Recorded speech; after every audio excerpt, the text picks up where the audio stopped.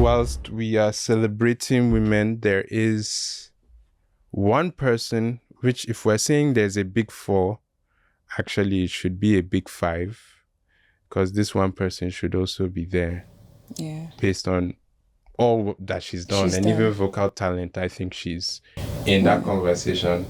Karis is doing an old brother. She is. But I think she is. But do you think so? Yeah, because even with her husband, she's been the one writing most of his songs. Writing and engineering. Yeah. What? She helps him. Yeah. She helps him write, but she engineers all his music. And that would be Simi Sola. Simi, yeah. But we're not here to talk about Simi's talent today. Yeah. Here to talk about... We're here to have a serious conversation, actually. I shouldn't even be joking. So... She's been trending, but not for her music. Yeah. It's more like advocacy for... It started with advocacy and then it spiraled into something else. So let's start with the advocacy. What were the comments about advocacy? Okay, so she was basically saying that men should stop raping. So there was this discourse on Twitter about people coming out about men raping them. And so she said her input that, stop raping women, let's burn them. So she was like, let's burn them, let's castrate them. And, people are like, what? Hold up. Let's go back to your 2022 tweets. Yeah. And they brought out a lot of things that were said, which were, she made jokes about breast milk. She made tweets about young boys. Said, I wonder if anyone's ever used breast milk to bake cake before. She said tweets about young boys showing affection. She worked at a daycare, correct? Yes, she worked at a daycare. Her mother's daycare, apparently. Okay. And she said tweets about young boys showing affection towards her. David has a crush. Sorry, let me just put this here. David has a crush on me. He keeps coming close, acting like he want to lock lips, and then he puts his head on my lap. Should I give him a chance? P.S. He's 4. And also the way she tweeted it was crazy. I guess she was just saying it. Not even what she said. Like the the grammatical errors she said. It was crazy. Love to kiss. This was a while ago, so we were all typing like this. No, I was not. You were. What? Love to kiss the kids at my mom's daycare. They're super adorable, and I'm crazy about them. I feel like it's innocent. Like, why this 4-year-old trying to put his hand inside my shirts? Ogbeni wash it too. It's just it's normal. Daddy said something yesterday. He was like, if it was a man to have said these things to a little girl, it would have not been the same. Let me re-say what she said. It would have not been the same. Let me say, Daniela has a crush on me. She keeps coming close, acting like she wanna lock lips, and then she puts her head on my lap. Should I give her a chance? If a man tweeted, P.S. she's 4, we're locking that nigga up. Yeah, actually, oh yeah. Waka straight that nigga. So critics interpreted it as problematic and or suggestive. And even when she came out with the apology, the issue was that... Did she apologize? She did not apologize, exactly. And she was just like, oh, I was younger then, I was hustling with my music and so on, so on, so... And I get it. Like, she was hustling, but at the same time, that does not excuse bad behavior. That does not excuse you thinking of... Or tweeting something like that. So this is her statement. I haven't been on Twitter today, but someone brought a few of my old tweets to my attention and I can't not address it. In 2012, I lived and helped out at my mom's daycare while I was hustling with my music. I tweeted everything that happened in my life. Kids are cute and lovable. I want to hug, kiss, and cuddle them.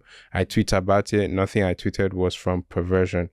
Tweets people are bringing up are literally tweets about things kids did around me at the daycare.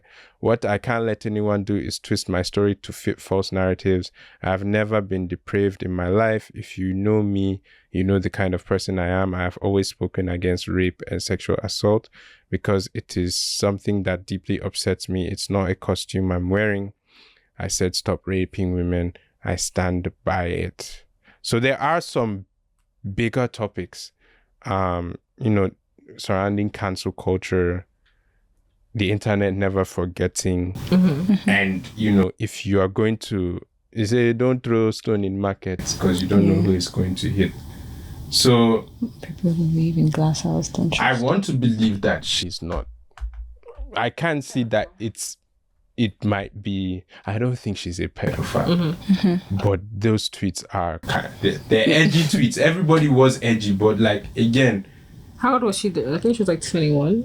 2012, maybe. She was young. 2012, probably. So the thing is, though, are we going to rewrite the rules? Are we now saying that nuance exists? Because when these things happen, and I hate to be a man, because men do this a lot, where, especially with rape, where, you know, a woman does a false accusation and then men get up in arms like, oh, look at false accusation, like, we should, because we're saying believe women, but then if false accusations, everybody's like, we should have some skepticism or scrutiny. But are we now saying that we should give people a chance when we see these things, or are we if we're burning everybody at the stake, let's burn everybody at the stake? So basically, like, she should experience cancel culture even if it was 10 years ago, even if these tweets were more than 10 years ago. I personally like Simi. I think she's very talented. I don't think anybody should experience that, but we have to agree as a culture what is the rule and keep her accountable. Yeah. We can say, are we saying there's context or there's no context? Because we have to know. We can't play both sides. We can't say, oh, for this person we're burning them at the stakes, and for this person, no, they didn't mean it. Because what is now the rule? And another thing is, like, if we're judging people based on their tweets, we're judging people based on their tweets. So I don't know. I don't think she's a pedophile, but I don't think she is. What do you think? I don't think she is. I mean, you could actually find that cute if you like to look at it in different aspect or context. Just like seeing a baby and like, is she so cute? He's so cute. You carry him, you peck him. It's just, I feel it's, I don't know. But for guys, I think for women, it's a little different. Yeah, it's a bit different. But for a guy doing that, it would be like another kind. And this does not take away from like what she was talking about prior to the tweets coming out. This does not take away from rape and everything. Yeah. But I think all of us, 2012 Twitter was a different place. Yeah. A lot of people have come out to say it, and a lot of people have been cancelled for that. But at the same time, we do have to. And at the same time, it could be just for like cruise. I won't say that. Maybe like back then tweeting just for cruise, trying to catch fun or get engagement. So. But yeah, she's a star now, so she has to face up to that. Karis what are you thinking? There's obviously some intimacy there. I'm not saying she displayed it or like she. Like I'm not saying that she did not do it, but you cannot say it's all innocent. Saying a boy should remove the hand from her shirt, she knows that what the boy is trying to do is wrong, but she's making a joke out of it. So we cannot just say that is very innocent. I don't believe that. I believe she knew that maybe that kid or kids liked her, and she was just like joking about the feelings that was. Basically, she should take a little accountability for what she said. There should be some accountability because somebody did come out. A guy came out during that period and he was like, he was molested as a kid. By her? No. Oh, okay. Then why are we talking about him? Because he came out to talk about her. He was saying that she should come out and say that what she did was wrong. Okay. You get what I'm saying? So what I'm saying is that sometimes, like, what you might think is so innocent. Yeah. What's if that kid that she was doing that to is experiencing stuff at home and he's just portraying that she should have, if she saw signs, why not report them and be like, there's something wrong with this kid. But that is part of, in our script, I think you wrote about evolution. I guess so. She was younger then, right? And it was a whole different time. She should own up to that. She was in her 20s, I'm sure. So there should be a form of like, this is not normal. This is unacceptable. This is not okay. Let me exactly. Yeah. But yeah, shout out to Simi. I think maybe next week we will talk about her music. But for this week, I was disappointed with what happened there.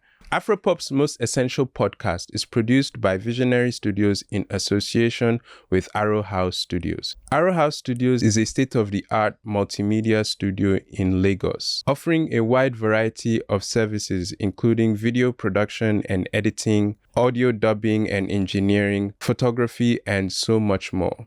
Visit www.arrowhousestudios.com for your quotes. AFROPOP'S Most Essential Podcast is proudly sponsored by Afolus Technology Solutions. Afolus Technology provides a wide variety of power and security solutions for commercial and residential purposes, including solar and inverter power, access control and fingerprint locks, CCTV installation, and a host of smart home solutions.